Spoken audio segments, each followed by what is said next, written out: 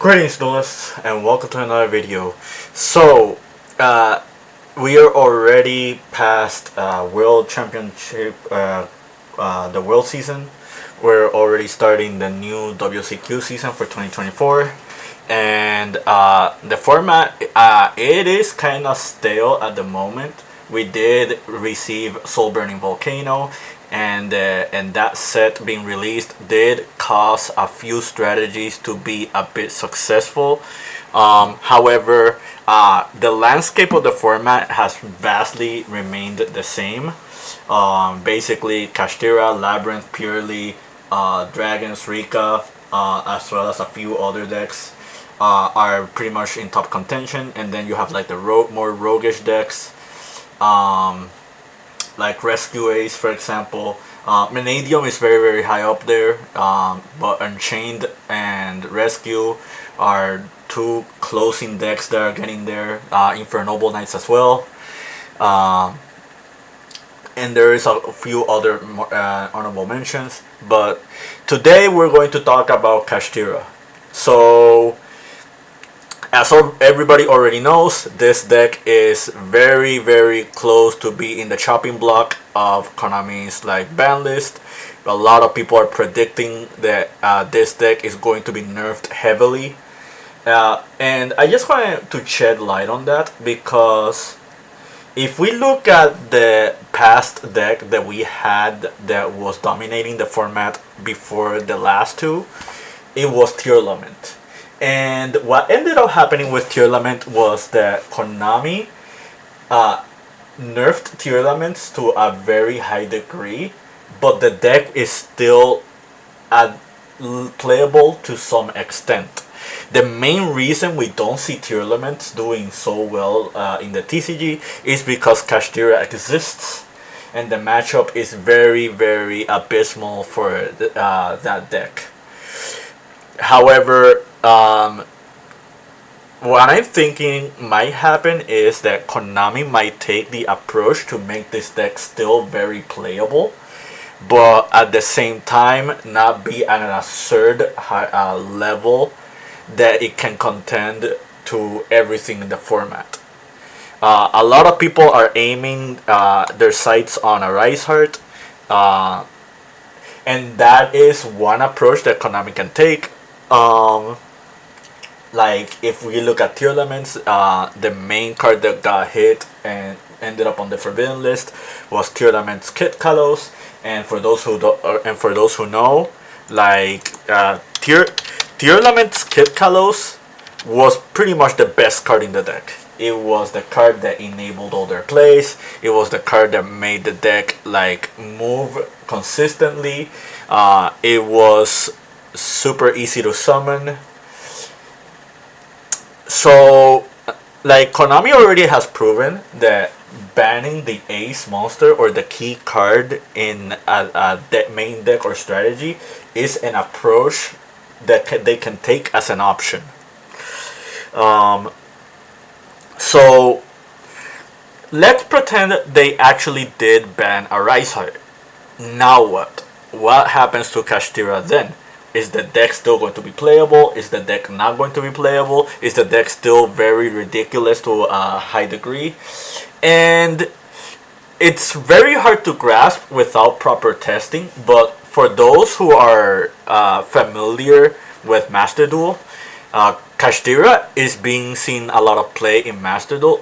And yes, you can make the argument that it is new toy syndrome, and a lot of people are just going to play Kashtira for the sake of playing Kashtira because it's something new to shape up the format in Master Duel. However, one thing you should also take note is that Kashtira is a very splashable engine. Fenrir and Raysoth can be pretty much incorporated into any deck, and you have a free special summon that can contest with at least 1 to 2 cards, and is a +1 if it resolves. You also have a monster that is an extender if you control one. It locks you into XYZ summons, but it can make itself level 7, or it can stay as a level 4, so that's very important for those decks that do combo extensions. You also have like another extender that can grab you like 2 powerful cards. One being like a reborn spell that can also give you an extra normal summon. I mean, not it doesn't give you an extra normal summon, but it can normal summon you another extender. Or you have like an emergency teleport that can summon another monster that becomes a plus in itself, and it's just snowballing advantage. Adding to that, like rank 7 XYCs are not that weak. Like you have stuff like Big Eye, Dracosac, Shangri-Ira itself can be a problem if you pair it like with Floodgates or with other cards alongside it. You also have like the Dark Arm, Dragon of Annihilation as another example. This deck can easily make Zeus, and it can make Zeus like through boards and other things. We already seen the deck in the past make Baron because of the convenience between the hand traps and the level 7s, like just summing up to 8 to 10. Another thing that's really important is this deck can play Shifter, and in the worst case scenario, the actual worst case, you do have other Floodgates that pretty much do play a similar role to Shifter and Arise Heart. And these Floodgates are not limited, they're already at 3. So we're looking at a very pseudo consistent deck that plays a couple of extenders, can break through boards, can fight through your opponent's interactions, can play a bunch of non-engine, and can play Floodgates like these or this one, like just to give an example. So yeah, like it's very important to like realize what can happen to Kashtira, because if we're not too careful, or if Konami's not too careful, and they do a very minimalistic hit like they did like on the last Forbidden Limited list, where they just semi this and limited this, we might be looking at another format where Kashtira is still like around and people just are still going to be annoyed by the presence of this deck. However, if you hit this deck way too hard, it's also going to be like problematic. Well, I'm not gonna say it's problematic. It's just that people who do like playing Kashtira, they might find the deck unplayable, and it's just not going to be like a good look for those who are fans of this archetype. So that's one dichotomy that Konami has to figure out when it comes to this archetype. The two things that I kind of vouching for is the limitation of Kashtira Fenrir and the banning of like Arise Heart. I think if you do these two hits, the deck is still playable, but the power level of the deck is going to be like lowered significantly, and it might deter players from playing the strategy altogether. Another card that a lot of people are clamoring for is like the hit on Dimension Shifter, but remember, if you do hit Dimension Shifter, we still have other Floodgates that can do a similar role. You can make the argument that Shifter is just way more significant because it is a card you can activate on turn 0. It is pretty much a lingering hand trap that is really hard to stop unless you have something like Call by the Grave or Crossout Designator. Another card that I kind of want to talk about, and it's not really just Kashtira specifically, it's mainly like for other decks like Kashtira, is Pot of Prosperity. As people already know, this card is like being seen in a lot of strategies right now. I think like a few of the top contending strategies at the moment are playing this in their main deck. I do understand that this card helps a lot of rogue decks.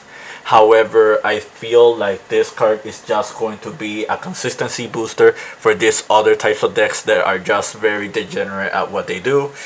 So if you hit this card, I think this is going to also hurt Kashtira to a very significant margin, because one of the things Kashtira has going for themselves outside of like many other decks is how ridiculously consistent the deck is. But yeah, it's very soon to tell what happens to Kashtira. Other people are bringing up like Kashtira Birth.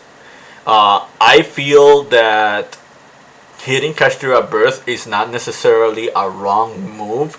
However, I feel like the core problem with Kashtiras is not that they it's not their grind game or their follow up. It's just how ridiculously strong the deck is if it goes first. Like, I feel like that keeping a backup game for this deck is still fine. I don't think it's an issue at all if you just like keep these kind of cards in their strategy. But you do have to be careful because in a world where Kashtira Birth, Theosis, and Fenrir are all at 3, this deck can be really, really scary to deal with, and can be very, very problematic to deal against it. But if you do like something like the OCG did, which was limiting Wraithoth, Unicorn, and Fenrir, then these cards are way significantly less impactful, because you do need like starting plays to make these cards work.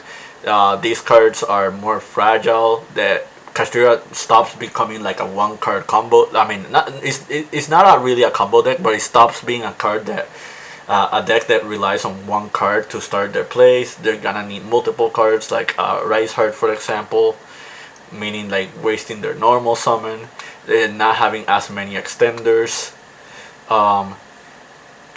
So yeah, like if we looked at the OCG in the past, hitting the deck super consistently was not really like the biggest issue for that deck until they banned Kashtira Fenrir.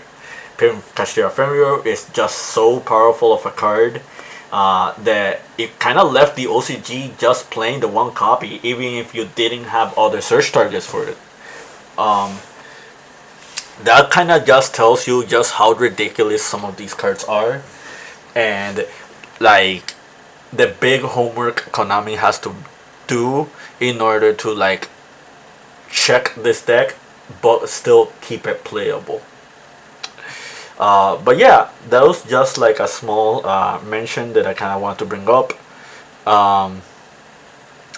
Something that to note, because a lot of people have mixed opinions on how Kashtira is going to be hit, and I think the biggest outlier are Rise Heart and Fenrir, but there are some uncommon options that people are bringing up, like just hitting Birth and Theosis and Unicorn and like other cards altogether. And we need to be careful, because if we hit Kashtira way too hard, then it's just no longer a deck. And I don't think that's what Konami wants. I think what Konami wants is the deck to still be playable, but at the same time not be overbearing for a lot of other strategies. I think they did an excellent job with Tier Laments on that regard, but right now Tier Laments is not being seen because a deck like this one exists in the format. But yeah, I hope you found this informative. I hope you found this to your understanding. Keep practicing and keep dueling.